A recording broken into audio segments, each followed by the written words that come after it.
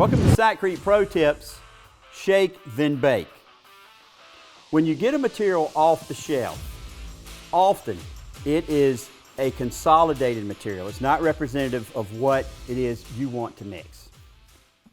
So here's a brand new pail of Sakrete anchor and bolt cement.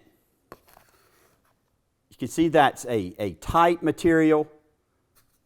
You can hear it, it's hard to dig into.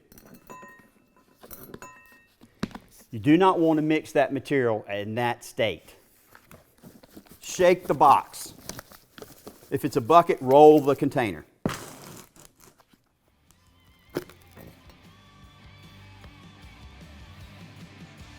Fluff is the right stuff.